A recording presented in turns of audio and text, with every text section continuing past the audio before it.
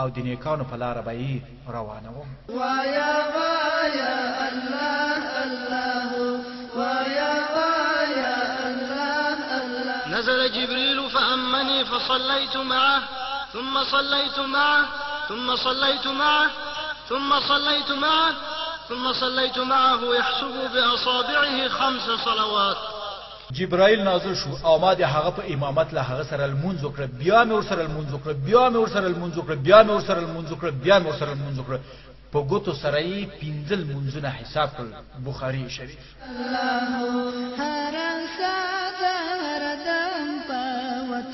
وایا وایا الله الله وایا وایا الله. کله چې رسول الله صلی الله علیه وسلم معاذ بن جبل رضی الله تعالی عنہ یمن ته لګولو، هغه ته داسې فرمایل: ادعوهم إلى شهادة أن لا إله إلا الله وأني رسول الله، فإنهم أطاعوك لذلك فأعلمهم أن الله افترض عليهم 5 صلوات في كل يوم وليلة، فإنهم أطاعوك لذلك فأعلمهم أن الله افترض عليهم صدقة في أموالهم تؤخذ من أغنيائهم وترد على فقرائهم. هغوی دعوت کړه په دې چې شهادت ورکړي چې نشته لایق د عبادت مګر یو الله دی او محمد رسول الله صلی الله علیه وسلم د الله بنده او رسول دی.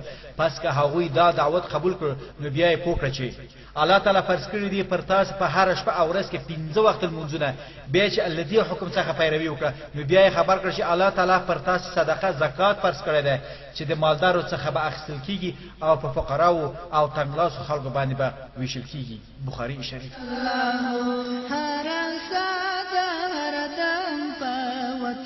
وایا وایا الله الله. هغه څوک چې له لمانځه څخه د فاصله نیولې، آیا پوهیږي چې د قیامت په ورځ به الله تعالی لومړی د څه شي پوښتنه کوي؟ رسول الله صلی الله علیه وسلم فرمایي: اول ما يحاسب به العبد يوم القيامة من عمله صلاته، فإن صلحت فقد أفلح وأنجح، وإن فسدت فقد خاب وخسر. فإن انتقص من فريضته شيء قال الرب عز وجل: انظروا هل لعبدي من تطوع فيكمل بها ما انتقص من الفريضة ثم يكون سائر عمله على ذلك. د قیامت په ورځ باندې بنده په اعمالو کې د ټول نمخ کې د هغه د لمانځه حساب تر سره شي. کچېرې د هغه د لمانځه حساب صحیح راووتل نو کامیاب شو، نجات او خلاصي وموند، او کچېرې بریالي او کامیاب نشو او لمونځي خراب راووت نو نامراد او تاواني شو. کله فرض لمونځونو څخه کم راووتل نو الله تعالی به فرمایي وګورئ کله د په اعمال نامه کې نفل لمونځونه وي ترڅو د نفل لمونځونو په ذریعہ دا کمای پوره کړي. د دې ورسره د پاتې اعمالو حساب او کتابه په همدې شان وي. هو کې قدرمنه او عزتمنه مسلمان اوروره، اوس په موږ چې نبی علیه السلام د مسجد د لمانځه د فضیلت په اړه څه درته فرمایي؟ اسمان کې ځلند ستوري سپین هلال دې ثنا وایي الله الله الله الله. اذان کې پنځه وخته تور بلال دې ثنا وایي الله.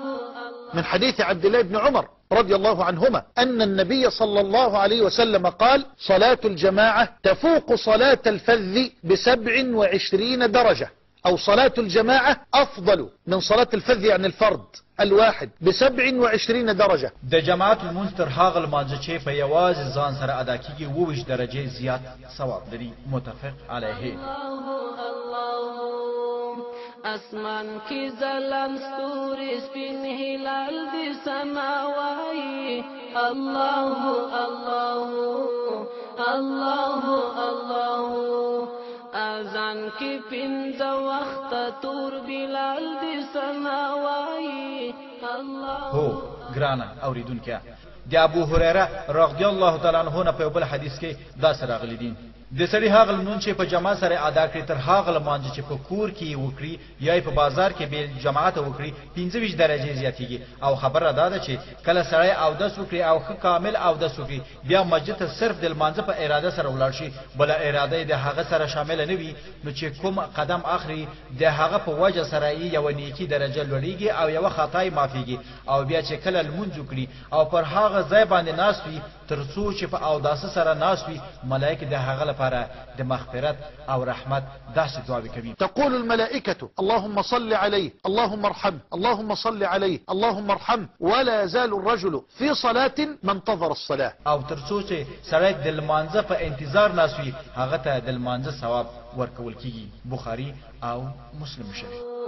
الله الله لا إله إلا الله لا إله إلا الله لا إله إلا الله. او اے مسلمان وروره په یو بل حدیث کې راغلی دی چې څوک کور کې اودس وکړي او لمانځه ته ولاړ شي هغه داسې دی په ثواب کې لکه څوک چې د کور احرام وتړي او حج ته ولاړ شي. رواه ابو داود شریف.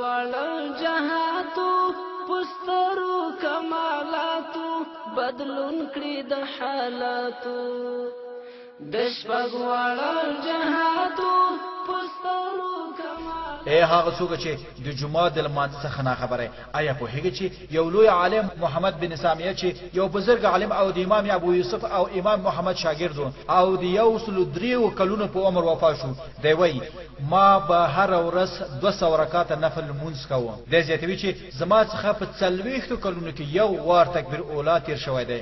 د په وینا هغه په هغه وخت کې چې زما مور وفات شوی و او زه په هغه کار باندې مشغول وم چې تکبیر اوله را څخه تیر شو. د په خپل وینا کې زیاتوي چې زما څخه یو وار د جماعت مونږ پاتې شو نو ما په دې وجه چې د جماعت مونږ 50 درجه زیات ثواب لري نو مدال مونږ 50 واره وکړ ترڅو هغه وزه پوره شي. دی وایي چې ما یو ځل خوب ولید چې یو سړی راته په خوب کې وایي اے محمد 50 زره خو دې لمونځ وکړ مګر د ملائکو امین څه سو. د ملائکو د امین مطلب دا دی چې په ډیرو احادیثو کې دا راغلي دي چې هر کله امام د سورۃ فاتحه ورسه امین وایي نو ملائکه هم ورسره امین وایي. د شاه امین چې د ملائکو د امین سره موافق شي نو د مخکې ګناهونه ټول معافيږي. په یو بل حدیث کې راځي چې ملائکه ورته د مغفرت دعاوې کوي او ورته وایي الملائكة تصلي على أحدكم ما دام في مصلاه الذي صلى فيه ما لم يحدث تقول اللهم اغفر له اللهم ارحمه متفق عليه. حالاتو بدلون کړی د حالاتو د لوی قدرت تختنا په شکل دي سماوي الله الله. خو کې ګرانه مسلمان وروره دغه حدیث همدا اوس تاسو وړاندې کیږي هغه کسانو ته زیره دی چې په تاریکی کې مسجد ته د لمانځه د ادا کولو لپاره ځي. حديث سنن الترمذي وغيرها بشر المشائين إلى المساجد في الظلم بالنور التام يوم القيامة. کوم کسان چې په تاریکی کې ډیر مسجدو ته ځي هغه ته زیره ورکړي چې د قیامت په ورځ به کامل نور وي. په یو بل حدیث مبارک راځي چې کله تاسو یو شخص ووینئ چې مسجد ته ډیر ځي او راځي د مسجد سره ډیره مینه وي نو تاسو د ایماندارۍ شاهدي ورکوي. تر دې وروسته نبی کریم صلی الله علیه وسلم دغه مبارک آیات تلاوت کړ. انما يعمر مساجد الله من آمن بالله واليوم الآخر وأقام الصلاة وآتى الزكاة ولم يخش إلا الله فعسى أولئك أن يكونوا من المهتدين. بشکه چې د الله جماعتونه هغه څوک ودانوي چې پر الله او د آخرت په ورځ ایمان راوړوي او لمونځ کوي او زکات ورکوي او له الله پرته له بل چا څخه نه ویریږي نو هیله ده چې دغه کسان د سمې لارې موندونکي وي. رواه ترمذی شریف. تور بلال دي سماوي د هغو کسانو لپاره ګواښ او اختار چې اذان اوري او مسجد ته د لمانځه د ادا کولو لپاره نزي. نبی کریم صلی الله علیه وسلم فرمایي قال النبي صلى الله عليه وسلم من سمع النداء فلا صلاة له إلا من عذر رواه مسلم. څوک چې اذان واوري او بیل یو عذر لمانځه ته ولاړ نشي نو لمونځ نه قبليږي.